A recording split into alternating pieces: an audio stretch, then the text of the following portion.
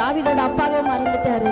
அவருக்கு ஒரு பிள்ளை இருக்குதுன்னே அவர் தெரியல. ஆனா அந்த இந்த உலகத்துல நம்ம நம்பினவர்கள் நம்மளை மறந்து போகலாம். ஆமீன். மாம்சமான தகப்பன் தாவீதை மறந்தாலும் பரம தகப்பன் தாவீதை மறக்கவே இல்லை. எத்தனை பேர் விசுவாசிக்கிறீங்க?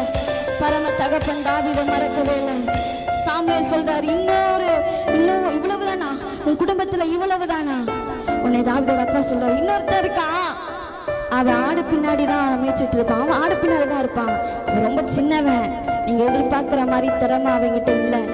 உன்னை சாமுவேல் சொல்றாரு, அவ இங்க வந்தால் ஒழிய நான் இந்த இடத்த விட்டு கடந்து போவேன், அவனை முதல்ல கூட்டிட்டு வாங்க. தாவீது உள்ள வரும்போது, உள்ள என்ட்ரு ஆகும்போது ஆண்டவர் சொல்றாரு, சாமுவேலே, இவன் தான் அபிஷேகம் பண்ண சொன்னவன், இவன் தான். இவனோட தோற்றத்தை பார்க்காத, இவனுடைய சரீர வளர்ச்சியை பார்க்காத, இவனுடைய ஜெய்தாண்டிக்க பார்க்காத, இவனுடைய பராக்கிரமசாலி இவனுக்கு இல்லதா. ஆனா நீ பார்க்கிறபடி நான் பார்க்கிற சாமுவேலே, நான் உள்ளத்தை பார்க்கிற,